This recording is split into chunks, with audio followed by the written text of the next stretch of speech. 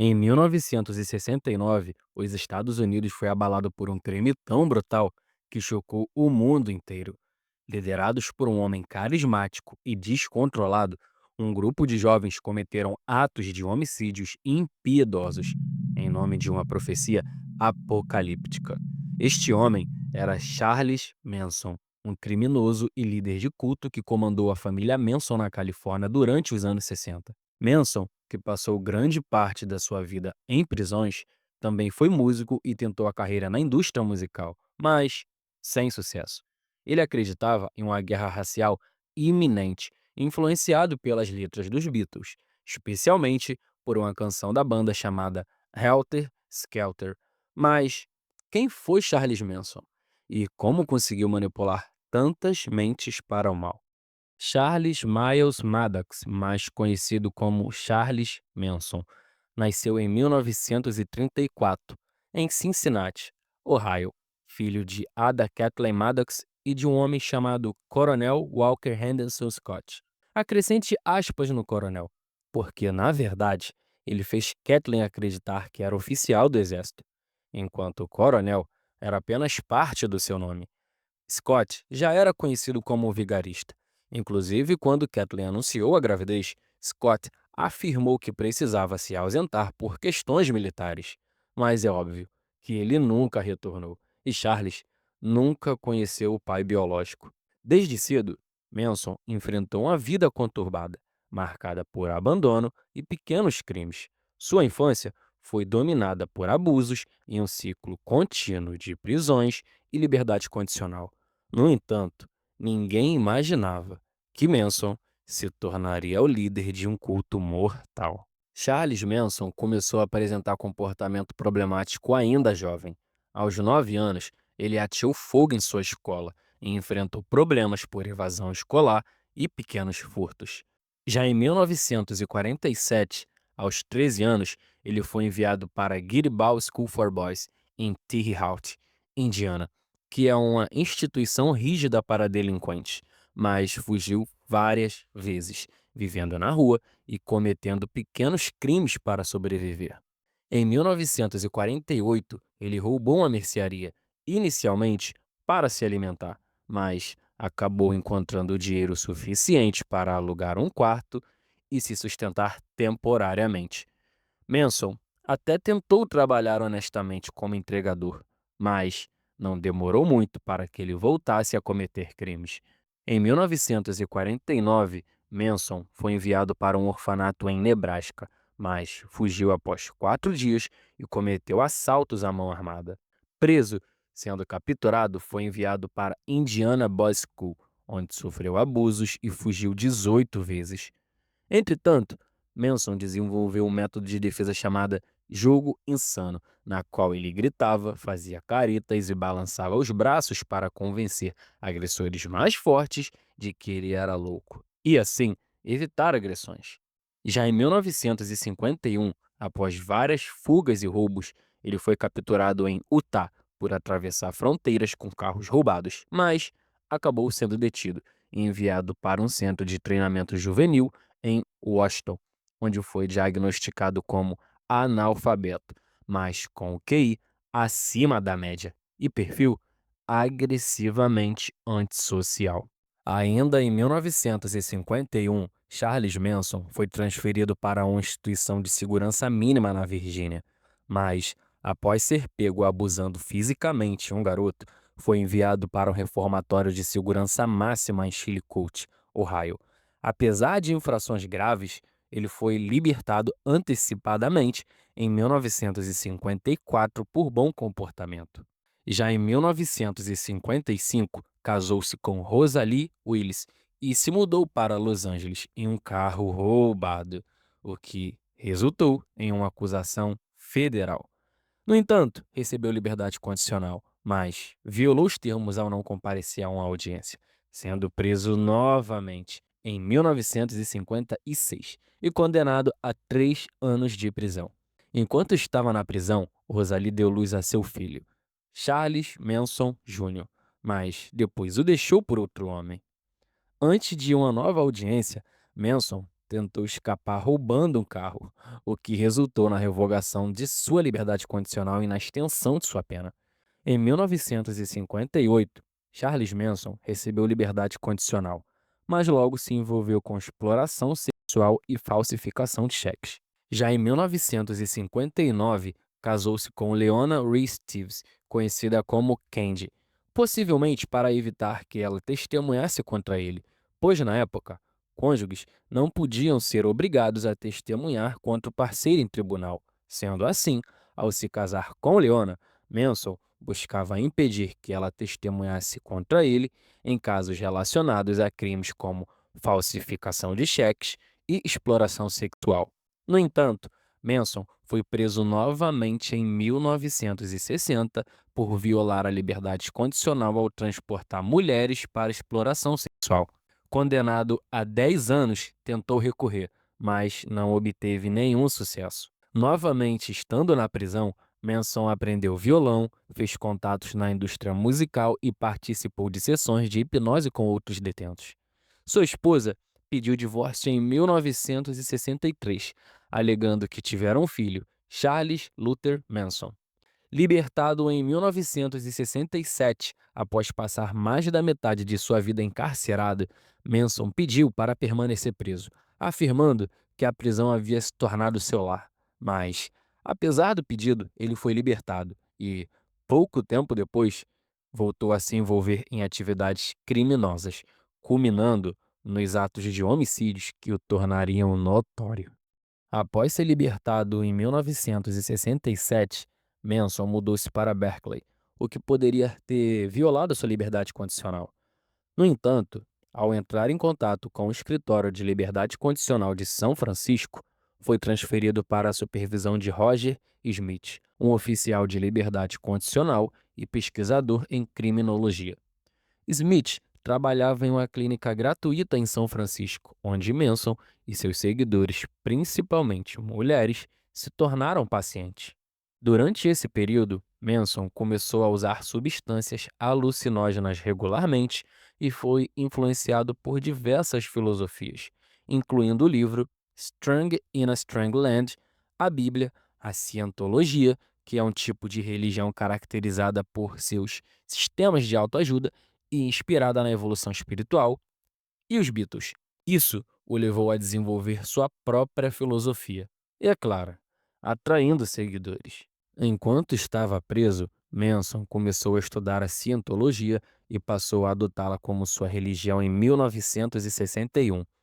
Contudo, ele abandonou a prática em 1966. Uma pequena curiosidade é que duas grandes estrelas, Tom Cruise e John Travolta, são membros dessa religião. Tom Cruise, inclusive, recebeu até mesmo a prestigiada Medalha da Liberdade, uma das maiores honras da religião. Dessa você não sabia, né? Já em 1967, após ser libertado, Manson foi para Los Angeles, onde se envolveu com cientologistas locais e participou de festas. Ele completou 150 horas de auditoria e seu seguidor Bruce Davis trabalhou na sede da Igreja da Cientologia em Londres entre 1968 e 1969. Após se mudar para São Francisco, Manson conheceu Mary Brunner, uma bibliotecária de 23 anos com quem foi morar. Logo, ele também convenceu a fugitiva Lynette Fromme, conhecida como Skreek, a se juntar a eles. Manson começou a atrair outras mulheres e, rapidamente, sua casa passou a ser compartilhada com 18 mulheres. Ele se estabeleceu como um guru no movimento hippie, e seus seguidores, principalmente mulheres, formaram o que ficou conhecido como a família Manson. Manson começou a ensinar seus seguidores de que eram a reencarnação dos cristãos originais e que a sociedade moderna era semelhante aos romanos.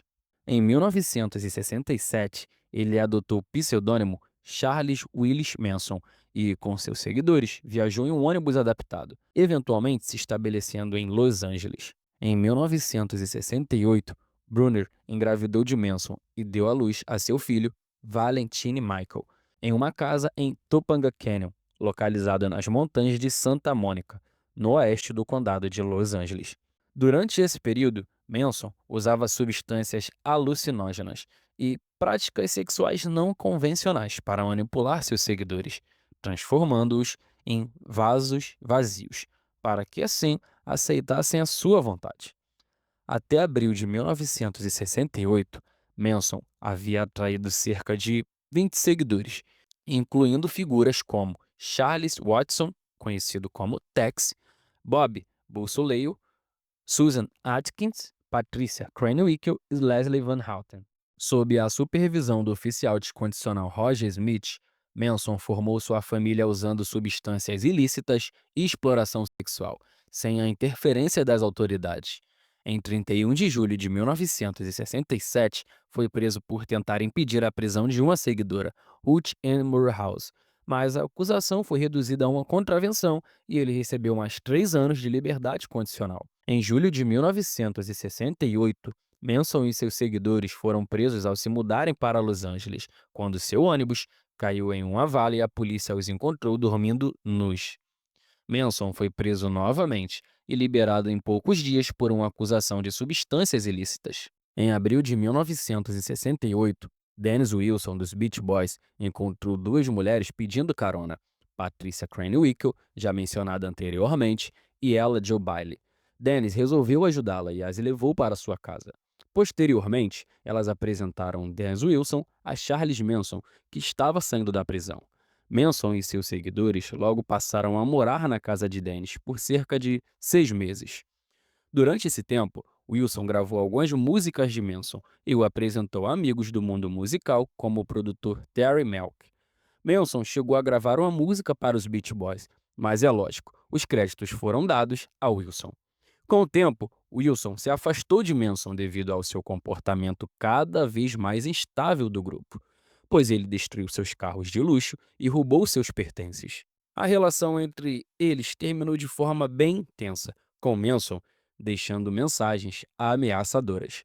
Wilson temia Manson e sabia que ele estava envolvido em atividades violentas, mas não procurou ajuda das autoridades. Em agosto de 1968, após ser expulso da casa de Wilson, Manson estabeleceu a base da família no Rancho Spahn, um local deteriorado que antes servia como um cenário de faroestes. O rancho, que agora obtinha receita com passeios a cavalo, foi oferecido a Manson e seus seguidores em troca de tarefas, incluindo atividade sexual com o proprietário George Spahn.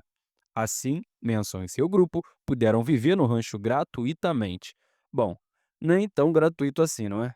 A família Manson se transformou em um culto do juízo final quando Manson ficou obcecado com a ideia de uma guerra racial apocalíptica, onde a minoria negra se rebelaria contra a população branca.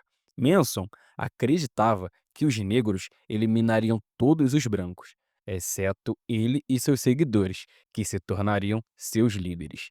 No final do ano de 1968, ele passou a usar o termo Helter Skelter, inspirado em uma música dos Beatles, para descrever essa guerra iminente. Em 23 de março de 1969, Manson foi até a casa de 1050 na Cielo Drive, que ele acreditava ser de Melk, mas foi recebido por Sharok Hatami, um fotógrafo amigo de Roman Polanski e Sharon Tate. Manson disse que procurava Melker, mas Hatami não o reconheceu e o orientou a tentar a casa de hóspedes. Tate apareceu e Manson saiu sem falar mais nada. Mais tarde naquela noite, Manson retornou e falou com o proprietário da casa de hóspedes, Altobelli, que lhe informou que Melker havia se mudado para Malibu. Manson aparentemente já havia visitado a propriedade antes. Após essa conversa, Altobelli e Tate partiram para Roma, onde Tate comentou sobre o homem de aparência assustadora que a visitou. Charles Watson, ou Tex, como preferir chamá-lo, se envolveu em tráfico de substâncias ilícitas e roubou Bernard Crowe, conhecido como Lotsa-Popa, um traficante de 22 anos. Após o roubo, Bernard Crowe ameaçou eliminar todos os membros da família Manson no Rancho Spahn. Em 1º de julho de 1969, temendo pela segurança do grupo, Manson foi até o apartamento do traficante em Hollywood e disparou contra Crowe. Posteriormente, Manson acreditou ter eliminado Crowe, especialmente após ouvir uma notícia sobre o corpo de um membro dos Panteras Negras encontrado em Los Angeles, o que aumentou seu temor de represálias por parte do grupo. Os Panteras Negras eram um movimento revolucionário fundado em 1966 para combater a brutalidade policial contra afro-americanos e lutar pela justiça social. Charles Manson temia os Panteras devido à sua crença paranoica de que eles iriam iniciar uma guerra racial contra os brancos. Ele via isso como uma ameaça e usava essa ideia para aumentar a radicalização do seu grupo. Gary Heineman, professor de música e aluno de pós-graduação na UCLA, era amigo de alguns membros da família Manson e, ocasionalmente, os hospedava em sua casa em Topanga Canyon. Manson acreditava que Heinemann possuía uma herança e enviou Susan, Mary e Bob para convencê-lo a se juntar à família e entregar seus bens. Heinemann foi mantido refém por 2 dias no final de julho de 1969, mas negou ter dinheiro.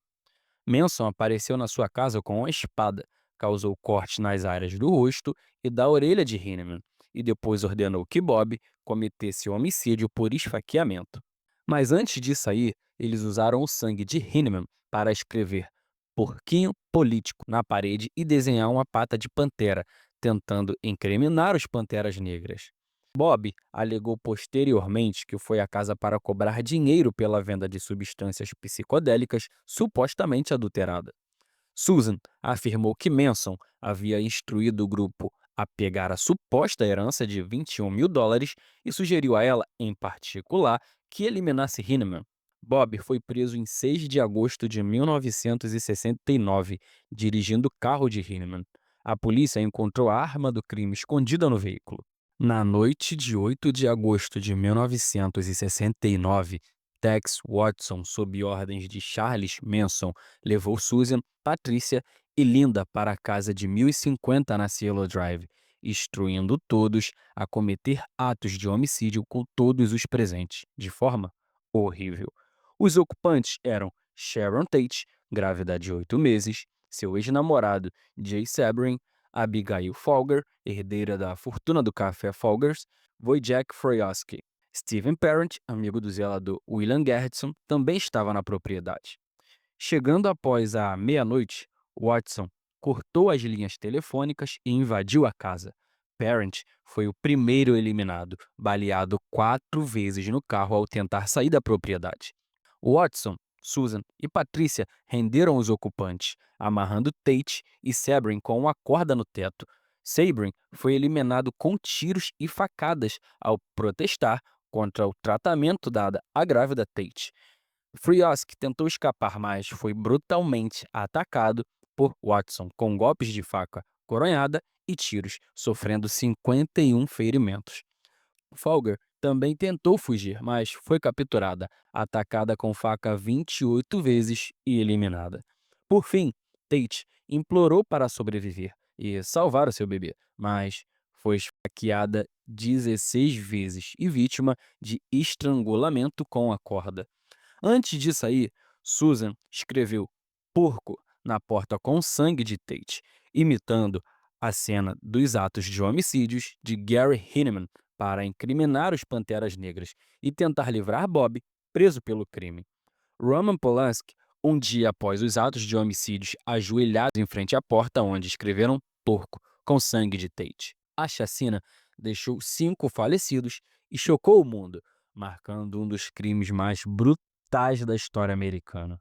Na noite seguinte aos atos de homicídios na Cielo Drive, Charles Manson, descontente com o resultado, levou um grupo para um outro ataque. Eles foram até a casa do casal Leno e Rosemary LaBianca, em Los Feliz, Los Angeles, localizada ao lado de uma casa onde Manson e membros da família tinham comparecido a uma festa no ano anterior. Manson entrou na casa, amarrou o casal e depois instruiu Watson, Patricia e Leslie a concluir o ataque. Watson atacou Leno LaBianca com a lâmina, começando pela região do pescoço, e marcou a palavra guerra em seu abdômen de forma perturbadora. Enquanto isso, Rosemary tentou se defender no quarto, usando uma lâmpada presa ao seu corpo como arma improvisada, mas acabou sendo atacada diversas vezes por Watson, Patricia e Leslie. Rosemary sofreu múltiplos ferimentos, inclusive após já estar sem reação. Mensagens como Rise, Death to Pigs e Helter Skelter foram deixadas pelas paredes e na geladeira, usando um material simbólico e chocante. Objetos cortantes foram deixados cravados no corpo de Leno em um ato de brutalidade simbólica.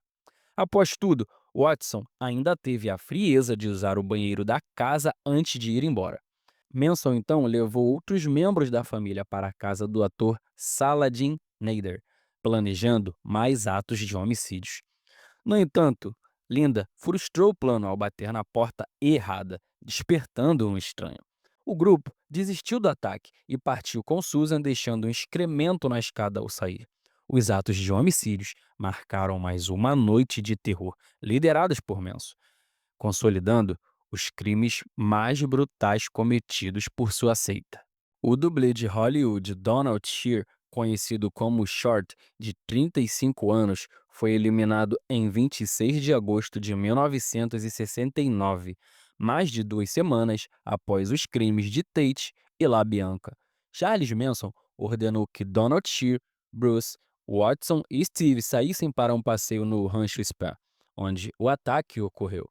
Steve acertou Donald com a chave de cano e Watson cometeu ataques com faca repetidamente. Donald foi levado morro abaixo, onde foi torturado e eliminado brutalmente. Bruce admitiu em audiências de liberdade condicional que também golpeou Donald no ombro com a faca, mas afirmou não saber se ele estava vivo naquele momento. Bruce relatou sentir-se doente e culpado após o incidente.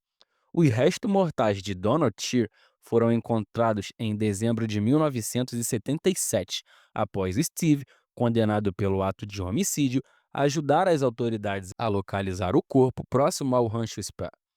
A autópsia revelou diversos ferimentos por faca, cortes no peito e traumatismo craniano severo.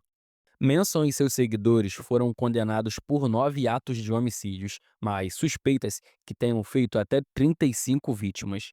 Investigadores e familiares das vítimas acreditam que o grupo está ligado a outros crimes não resolvidos, e apesar das investigações e suspeitas, muitos casos permanecem sem solução ou conexões concretas com a família Manson. Os atos de homicídios de Tate ganharam repercussão nacional em 9 de agosto de 1969, quando a governanta dos Polanski encontrou os corpos. Inicialmente, a polícia acreditava se tratar de um crime relacionado a substâncias ilícitas e descartou conexão com outros atos de homicídios semelhantes. Durante as investigações, surgiram evidências ligando os crimes ao grupo de Charles Manson. Mesmo assim, um suspeito inicial, o zelador William Gerritsen, foi liberado após um exame de polígrafo. No dia 10 de agosto, os corpos do casal LaBianca foram encontrados, mas a polícia só relacionou os casos mais tarde. Em 16 de agosto, Manson e seus seguidores foram presos em uma operação de combate a roubo de automóveis, mas foram liberados devido a um erro no mandado de busca. Posteriormente, prisões ocorreram novamente em fazendas no deserto, onde a polícia encontrou veículos roubados e armas. Manson foi localizado e escondido em um armário. A conexão com os atos de homicídios ficou clara após Susan confessar detalhes dos crimes a colegas de cela, levando a investigações mais aprofundadas no caso. Detetives identificaram ligações com o grupo de Manson, que havia tentado recrutar motoqueiros como guarda-costas.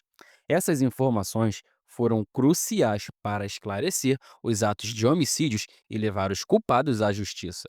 Em 1º de dezembro de 1969, o Departamento de Polícia de Los Angeles emitiu mandados de prisão para Charles Watson, Patricia Krenwinkel e Linda Kasabian, no caso Tate, com conexões aos atos de homicídios de LaBianca. Charles Manson e Susan Atkins já estavam sob custódia, mas não foram inicialmente mencionados. Linda Kasabian se entregou voluntariamente em New Hampshire em 2 de dezembro. Evidências físicas como impressões digitais e armas recuperadas reforçaram a acusação. O julgamento começou em 15 de junho de 1970, com Linda Kasabian como principal testemunha, recebendo imunidade por não ter participado diretamente dos atos de homicídio. Susan Atkins cooperou inicialmente, mas depois retratou seu depoimento, perdendo os benefícios do acordo. Leslie Van Houten foi acusada pelos atos de homicídios de LaBianca. Durante o julgamento, Manson esculpiu um X na testa, afirmando rejeitar o mundo do establishment, um ato que foi imitado pelas réis e seus seguidores. A promotoria argumentou que os atos de homicídios faziam parte de uma tentativa de desencadear o Helter Skelter, uma guerra racial apocalíptica prevista por Manson, enquanto a defesa afirmou que os atos imitavam o crime anterior. A escrita com sangue nas cenas foi fundamental para as acusações, mas os réus negaram que o motivo fosse racial. Ruth, membro da família Manson, tentou silenciar a testemunha Barbara Ruth no Havaí ao lhe dar um hambúrguer misturado com substâncias alucinógenas. Ruth foi encontrada em um estado alterado em Honolulu, uma cidade no Havaí, e levada para o hospital. Antes do incidente, ela era uma testemunha relutante, mas a tentativa de silenciá-la a encorajou a cooperar no julgamento. Em 4 de agosto, Manson exibiu ao júri uma manchete dos Los Angeles Times afirmando, abre aspas, Manson culpado, Nixon declara, fecha aspas, referindo-se a uma crítica do presidente Nixon sobre a cobertura da mídia. Apesar disso, os jurados afirmaram que a declaração de Nixon não os influenciou. No dia seguinte, as réis alegaram juntas que, após o comentário do presidente, não havia mais motivo para continuar o julgamento. Em 5 de outubro, após ser impedido de interrogar uma testemunha, Manson tentou atacar o juiz Charles Alder. Ele foi contido e removido do tribunal, junto com as réis, que começaram a cantar em latim. Após o incidente, o juiz Alder teria começado a carregar um revólver escondido sob suas roupas. Em 16 de novembro, a acusação concluiu seu caso e, dias depois, a defesa surpreendeu ao encerrar sem chamar as testemunhas. As réis exigiram testemunhar, alegando que planejaram os crimes sem o envolvimento de Manson. A defesa tentou impedir, acreditando que Manson as manipulava para protegê-lo. Manson testemunhou sem o júri presente, fazendo declarações que Bugliosi acreditava serem tentativas de influenciar o júri, mas ele negou responsabilidade pelos crimes, dizendo que não escreveu a música, que, segundo ele, inspirava jovens contra o establishment.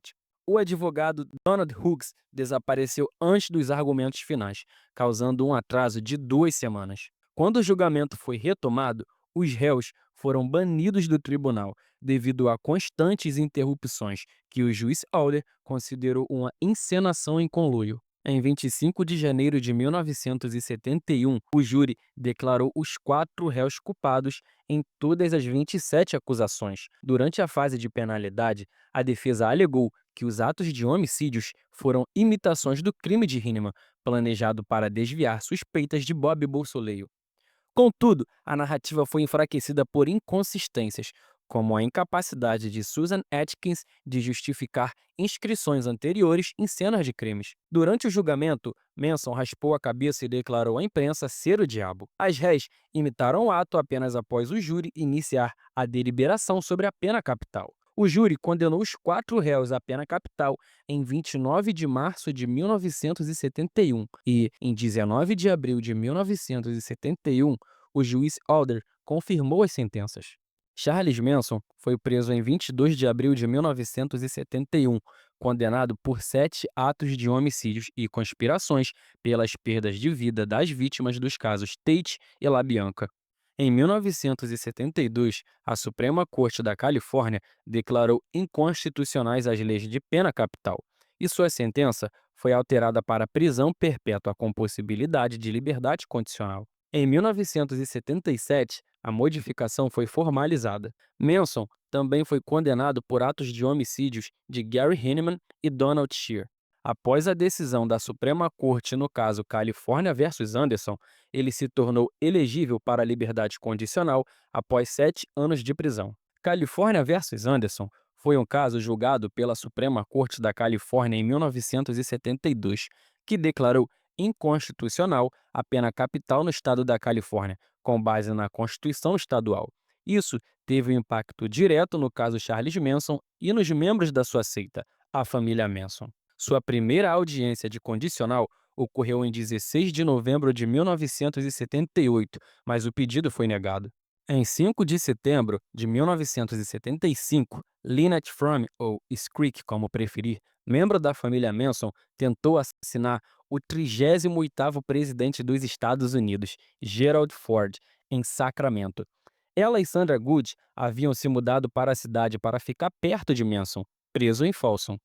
Após o incidente, a busca no apartamento de Lynette e Sandra revelou evidências que levaram à condenação de Sandra por ameaças a executivos e funcionários do governo relacionados a questões ambientais. Lynette foi sentenciada à prisão perpétua por ser a primeira pessoa condenada sob lei federal que criminalizava a tentativa de atos de homicídios contra o presidente. Em 1987, ela escapou brevemente de uma prisão na Virgínia Ocidental para tentar contatar Manson, mas foi recapturada em poucos dias. Lynette foi libertada em liberdade condicional em 14 de agosto de 2009. Na década de 1980, Charles Manson concedeu 4 grandes entrevistas para grandes veículos de mídia, incluindo uma premiada entrevista com Charlie Rose e outra para Geraldo Rivera sobre satanismo. Durante essas aparições, ele já exibia uma suástica na testa, substituindo o X esculpido durante seu julgamento. O documentarista Nicholas Schreck concluiu que Manson não era insano, mas agia assim por frustração. Em 1984, Manson sofreu queimaduras graves quando um preso o incendiou após conflitos relacionados a Cântico de Hare Krishna. Depois de 1989, foi transferido para a unidade de moradia protetora na prisão de Corcoran, destinada a presos vulneráveis. Em 1997, foi acusado de tráfico de substâncias ilícitas na prisão e transferido para Pelican Bay. Em 2007, a MSNBC, um canal de notícias a cabo americano, exibiu uma entrevista completa de Charles Manson gravada em 1987, com cenas inicialmente chocantes não transmitidas. Em 2009, Matthew Roberts alegou ser filho biológico de Manson, mas testes de DNA desmentiram a relação. Em 2010, Manson foi pego com o celular na prisão, mas não ficou claro se ele usou para crimes. Ele também gravou um álbum não lançado de músicas acústicas. Em 2013, declarou-se bissexual. Em 2014, ficou noivo de Afton Elaine Burton, mas o casamento não ocorreu, com rumores de que Burton planejava usar seu corpo como atração turística após seu falecimento.